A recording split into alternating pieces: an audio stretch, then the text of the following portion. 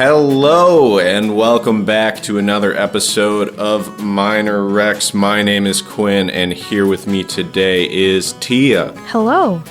Amy. Hello. And Alicia. Hi. And we're going to talk to you today about zines. Now, what is a zine?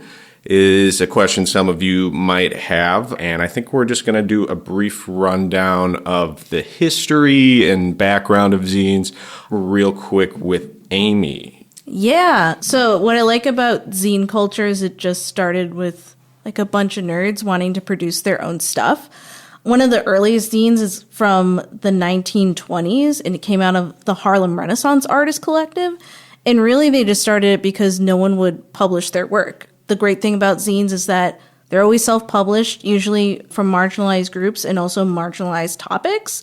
And the cost of printing is much lower. So with the example of the Harlem Renaissance artists, they were just self-producing and self-printing it because every other option was too expensive, or they got priced out because they were a bunch of Black artists and no one wanted to print for Black people at that time.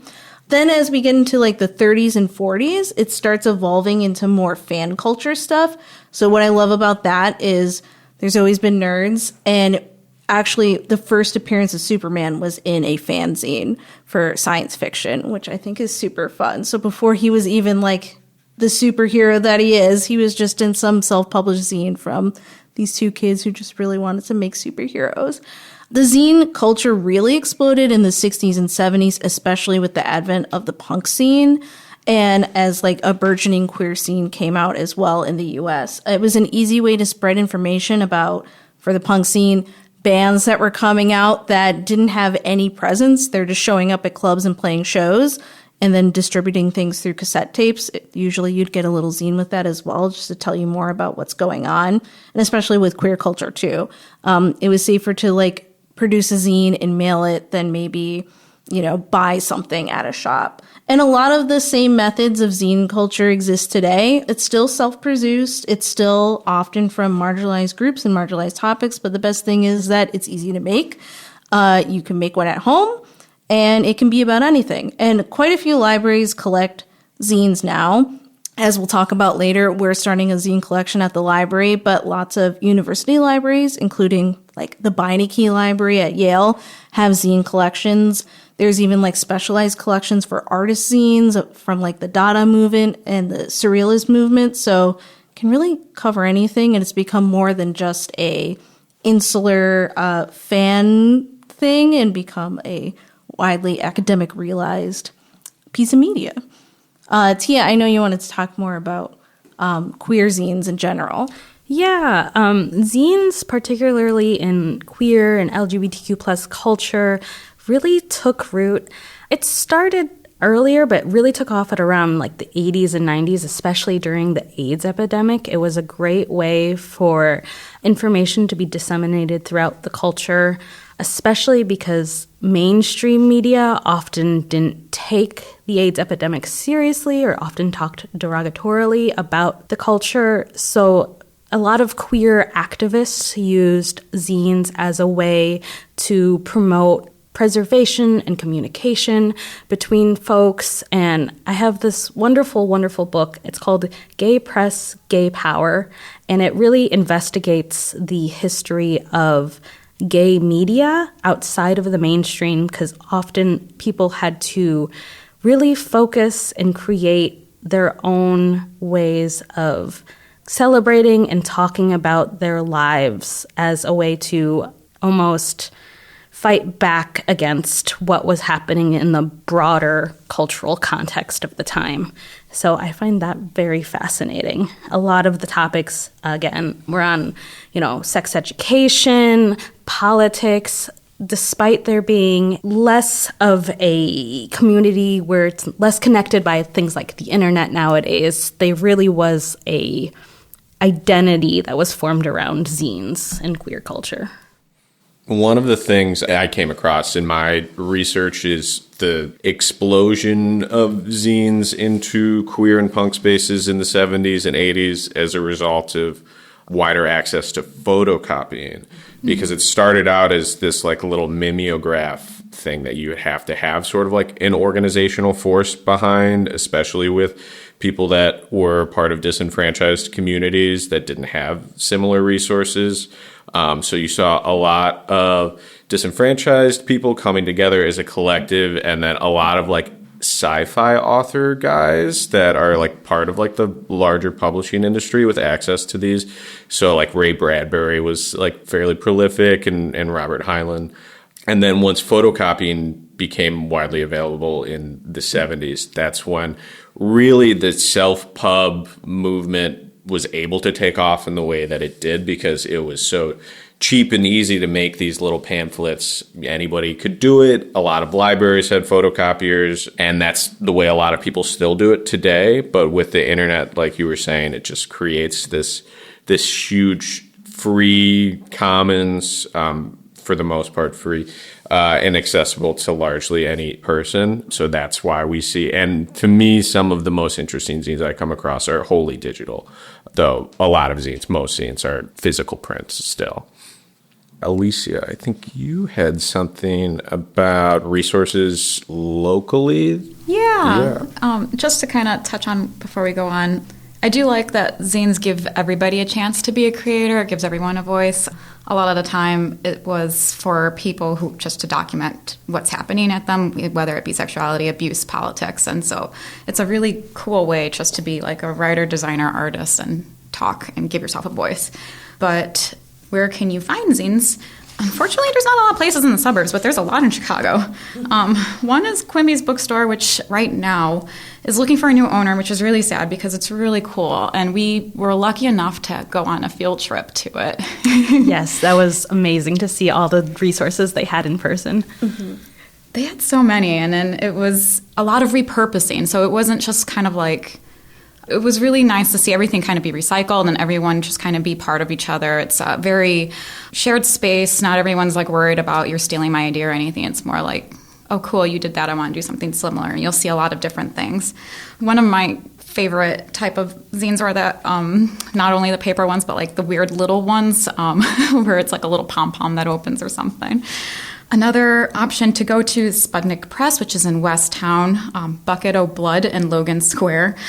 Chicago Comics, which is the oldest one in Chicago, that's in Lakeview.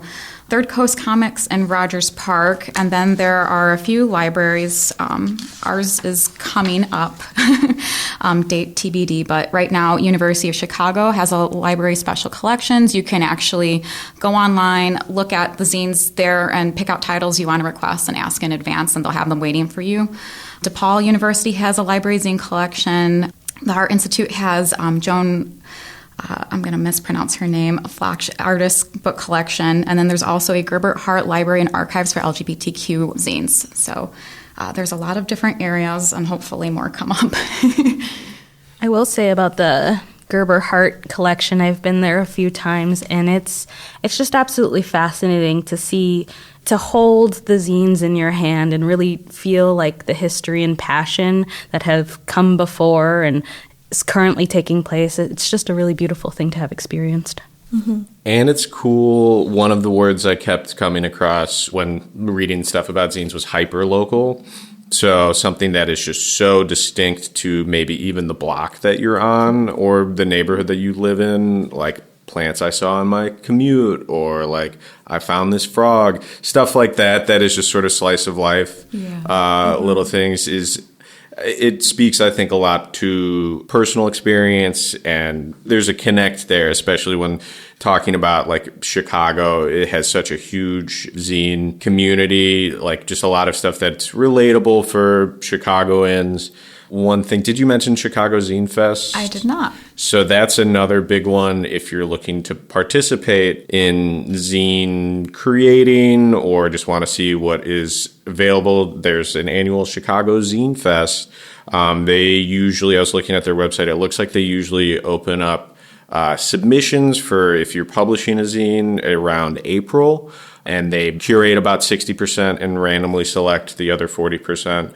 For it. And yeah, it's I've never been personally. Has anyone been to the Chicago Zine Fest? I know some other staff members have, but I've not. I've heard good One things. day. Yeah. I usually get a lot of my zines from C2E2, the comic book convention. That's a big zine purchasing hub for me, to my detriment, to my wallet's detriment. But those generally cater to more like fanzines, whether it's like something about comics or fandom or fanfic or something in that category. So maybe slightly less political. There's also a huge internet community of zine makers that are less hyperlocal if you're looking to just find a space of creators, or if you're looking to publish something, it's like the lowest barrier to entry for getting work published. I have submitted and been published a couple of times under aliases, so don't try and look for them.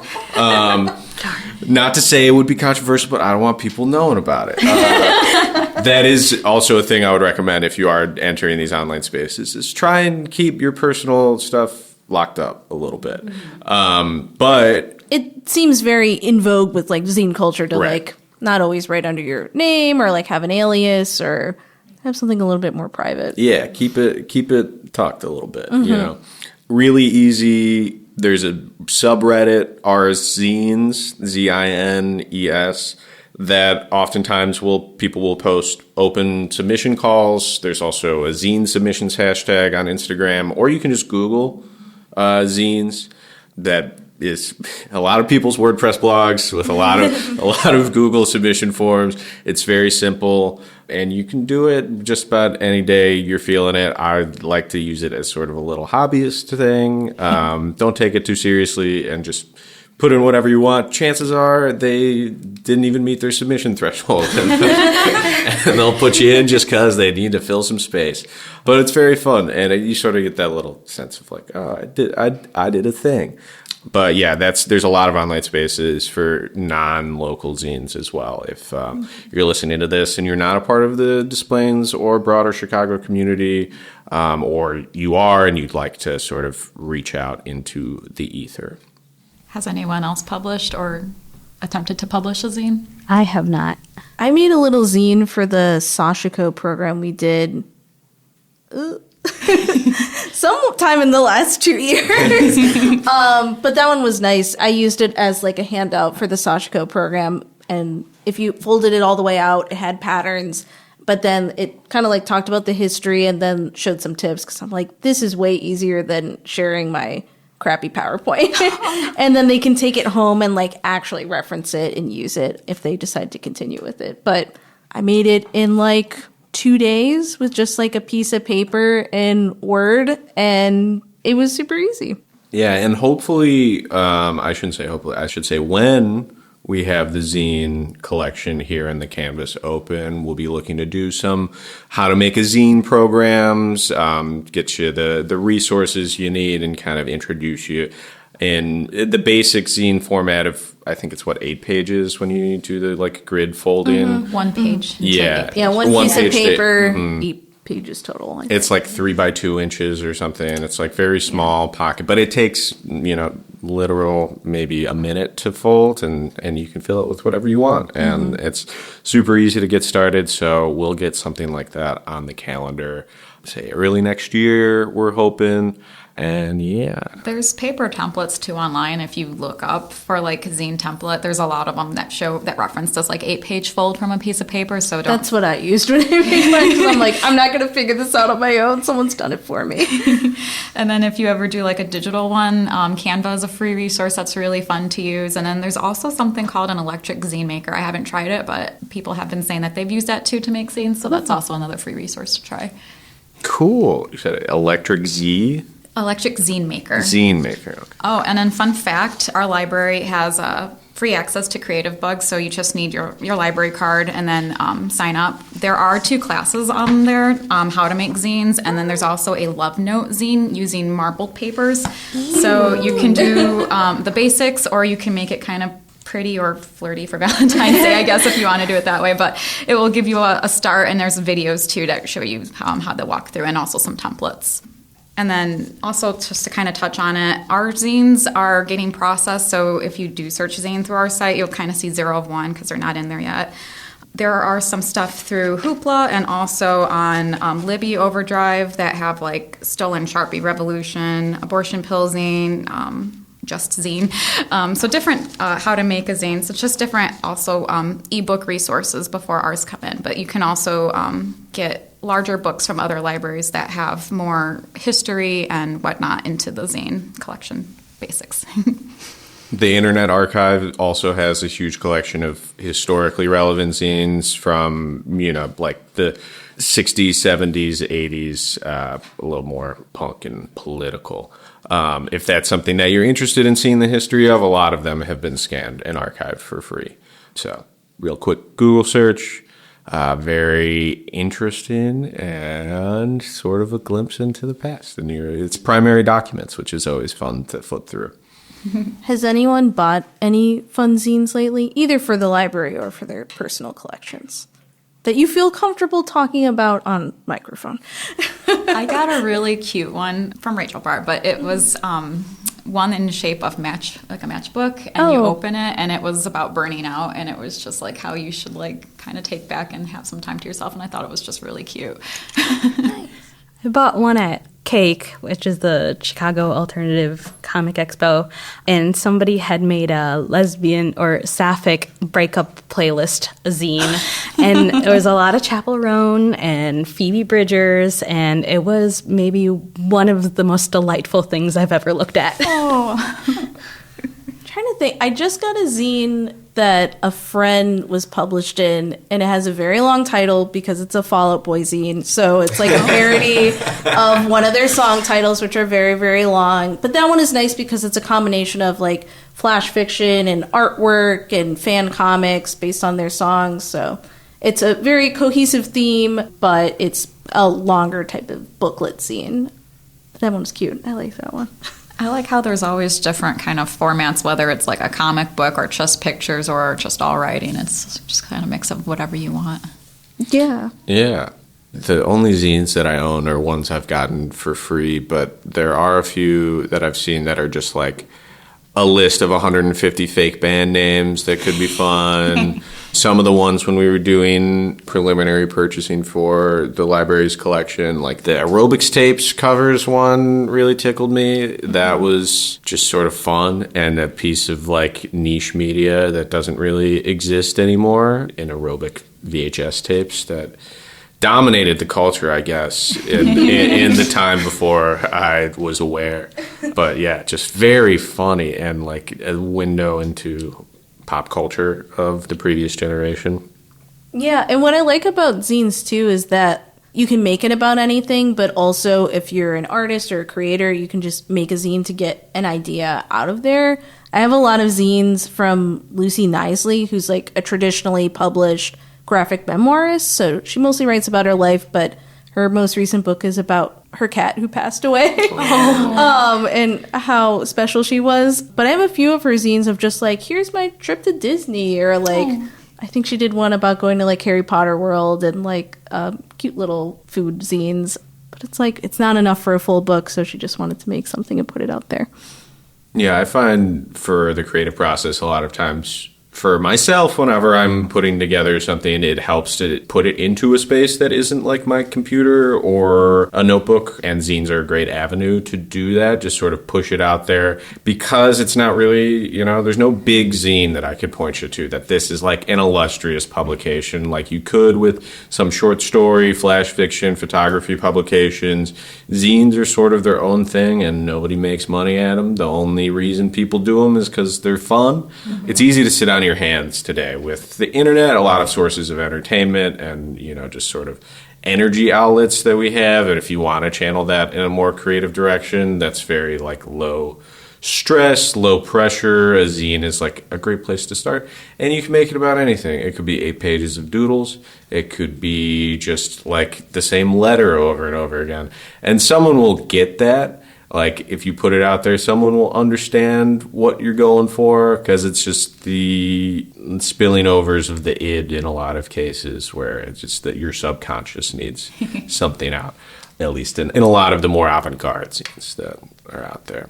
Mm-hmm. Has anyone found a zine in the wild? Because I know like popular places are like train stations or like coffee shop type. Oh, in the wild. I was like, I've gone to a lot of shops and like purchased zines, but I suppose that's not in the wild. Back when I could stay up later, I used to go to a lot of like DIY space shows. And I got a lot of weird scenes from there of like people just handing it out with a beer without nice. checking your ID. But you get some literature, you get a drink, and then you watch some mediocre music. But it was kind of like in the spirit of the space too. Good night. Yeah. I have not found any in the wild, but every time I look at a little free library, I a little bit hope there's one in there. Oh, that's such a good idea. Part of me wants to start making zines just so I can stick them in the little free libraries. Yeah. I'm trying to find the name of the guy right now, but I was listening to a podcast about this guy that was real big into zine making in like the 70s, and he became not a good dude because that's what the podcast is about, is people that were not good. But at the time, he was just sort of had a chaotic neutral thing about him. And he would make zines and put them all over bars in New Orleans, which was sort of the culture in a lot of punk scenes, was just leave them in spaces, and is a lot today as well. But this was sort of a faceless, I think it was Discordianism was the name of the like fake religion that they made. And one of the zines he put out, actually, I think if I'm remembering this correctly, implicated him in the JFK assassination. Oh, that's nice. Because before that had happened, he had written a zine saying that he was going to do that or something, and people had found this and connected it to him. And also he had a personal connection with Lee Harvey Oswald, so he was like ended up being investigated about this, and not like just sort of a kook that was making zines and talking out of his rear. This is what not to do. Yeah, don't do that. This is why we Don't said be implicate anonymous. Yeah. Fake names. But also, don't put that in a zine. Bad thing to put in a zine. But it is just sort of like, I don't know, that used to just be the style at the time, I guess, was just to put whatever and leave it in a bar. And some people still do that, I feel like. That's an urge. It's kind of like a ship in a bottle, or a ship in a bottle, a letter in a bottle, message in a bottle. You got That's that. the idiom. You're just kind of putting it out to sea, and somebody's going to find it, and someone's going to find it, but you don't get the response from them, which is part of the fun. I do find the retroactive archival process of zines to be interesting, because zines were intended to just kind of be given out freely, and now in this day and age we're like, wait, we want to archive those. How do we find them? It was supposed to be so ephemeral, and then it's not. I wish I could remember the name of the collection I was looking at before we came here, but it's like an art archive, and they archive zines from like the Dada movement and the Surrealist movement. So it's a lot of those big name artists that were active during that time, and like they weren't meant to last. And people are like scrambling, like, wait, no, we need this.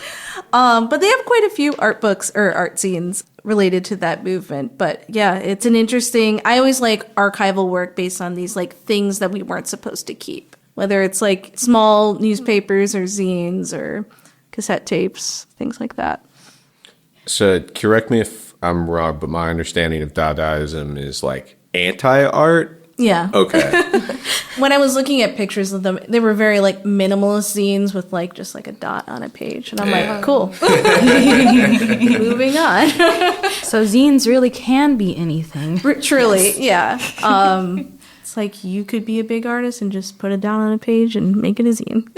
I remember when the Art Institute opened their modern wing the first time, and I walked through it. I don't think they had anything set up because everything was just white. And I'm like, is this art? Am I just missing the point? Really, that was the vibe of the collection I was looking at. But it's kind of fun. I mean, like, I bet a traditional publisher would look at that and be like, this is a waste. No, thank you. But they just made it themselves.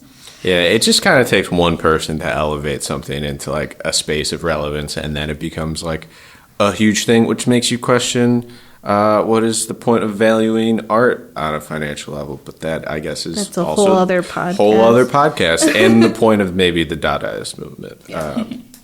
But that's why zines are fun, because they're free and we don't need to really think about that. I went to the Art Institute for the first time in my life last weekend. Oh. And it was amazing. And they should have a zine wing. They have a collection. Do they have a collection? I think you have to ask for it because Maureen, who used to work here, went and visited one day. That's interesting. That would be something to check out next time I'm there. Yes. Yeah, they have a fantastic library. I did see their library. I didn't Yeah. get a chance to go in because it was getting kind of late in the day. Yeah, it happens. Hopefully, like early next year, our zine will come out. It's called Minor Zine. I can't remember the final page count, but we wanted to try to make our own zine. So as a tester, the staff contributed pieces of art, whether that's like fine art, writing, photography, collage work, everything in between to make a little zine. So hopefully that will be out soon and it'll be free and people can take it and kind of learn what a zine is like and experience it for themselves with the hopes that this will become a regular thing and we can open it up to the community. But that is a wish and a dream right now. So definitely keep your eye out for the Minor Zine sometime next year. Very talented, everyone here. Yes. Yeah, it was really impressive going through the process and just seeing the work that people had kind of just almost sitting around. I don't know if anybody like wrote anything intentionally for the zine or took pictures intentionally for the zine, but just like really talented artists that we have here. And I'm sure in the wider Displays community, which is why we want to open it up. And so hopefully, like Amy was saying, at some point next year, we'll have that as either quarterly or a yearly publication, maybe biannually. We'd like to get going. So if you have any interest in submitting to the Minor Zine, once we do it, let us know so we can kind of gauge interest and set a more firm goal for ourselves. And the collection is also supposed to debut sometime early next year, and it'll all be in library use only, so you won't be able to check it out, but you can experience it here. Only because some of them are very small. And I think I would lose it if it was in my house, so... It will be on the third floor, so you can sit wherever you'd like and then grab a few and read them. Have a little zine day. Yes. Yeah. That's a nice thing. It's like you feel so accomplished. You can read like 5 zines in 30 minutes, probably. Especially the really short ones. Yeah. If only I could add it to my Goodreads. I know. Sometimes I find some zines on Goodreads, but very rarely. I know. If only. Bolster your... Could be the next thing. Yeah. Has anyone gone to like a zine event or a festival or anything?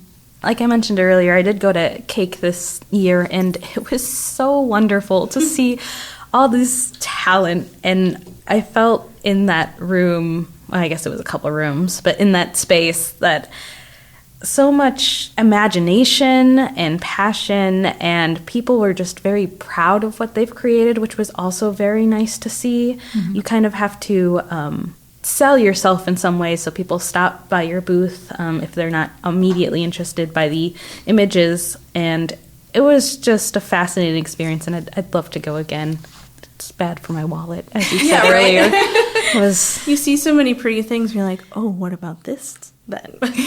When do they hold that? Oh, that's a great question. It's usually in like the spring, right?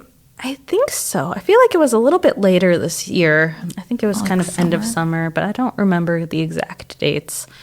But it was a couple days, and they had some panels going on at the same time that you could sit in and listen to from various authors or zine makers. That's very cool. Hopefully we'll be able to, because I know when we do this podcast about media, put links to Cake and Chicago Zine Fest and Quimby's, just kind of point people in their direction. Yeah. Because like we said before, it's not something that makes profit and is something that needs community support. So the more people that we can funnel towards that community, if they're interested in participating, the better. Because it is sort of just something that is a part of the collective consciousness of Chicago, but not really a like economic profit center or something that is municipally funded. So it's something that we got to work together to create. And yeah, so hopefully we can channel those people in those directions. Yeah. I know you can sell your own zines at Quimby's, but I've never gone through the process of doing that. I've had friends who have, and you know, you're not doing it to make money. Yeah, they're like They're not that expensive. It's No. probably like maybe, I think I've seen things from like $1 to like maybe 10. I think the most I've spent is like 10 or 15 bucks, and Yeah. that was like because it had like gold leaf or something silly on it, and I was like, shiny, amazing, I must have it. But yeah, so it's not like a money maker like you were saying, Quinn. Yeah. It's just like a way to get your stuff out there and like maybe recoup the cost you spent paying for copies at your library. Yeah.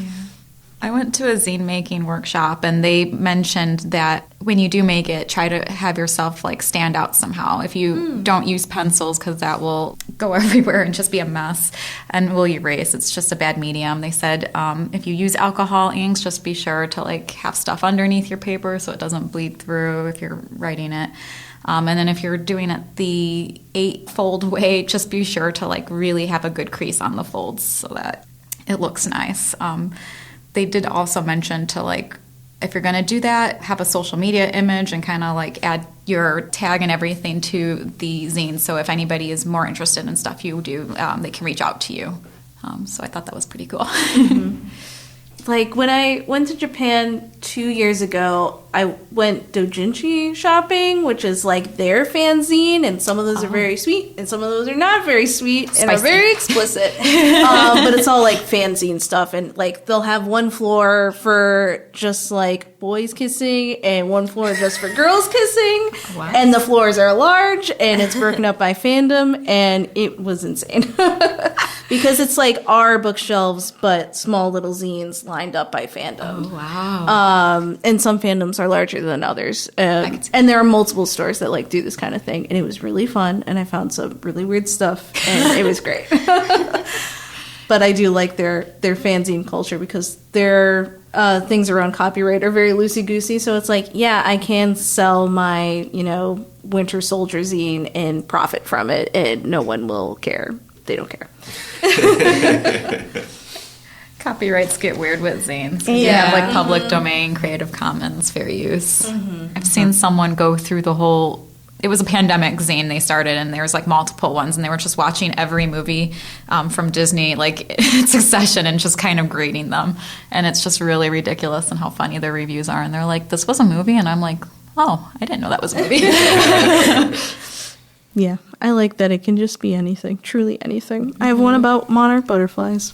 Oh, that's cute. It's very nice. Were most of the zines in Japan? I know it's kind of silly, dumb question, but like, were they mostly in Japanese, or did they have them in other languages too? Some are in Japanese, but some are in English. I got a few in English that I could actually read.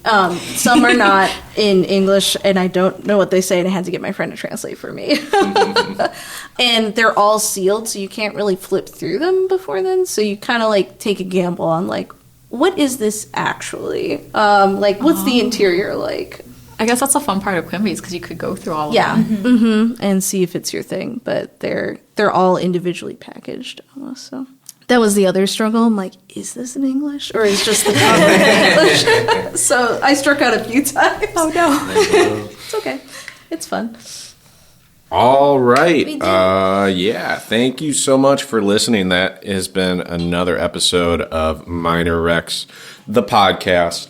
Again, signing off. My name is Quinn, and with me today was Tia, Goodbye. Amy, See ya. and Alicia. Till next time. Yeah. Thank you so much for listening, and as always, have a good one. Bye-bye.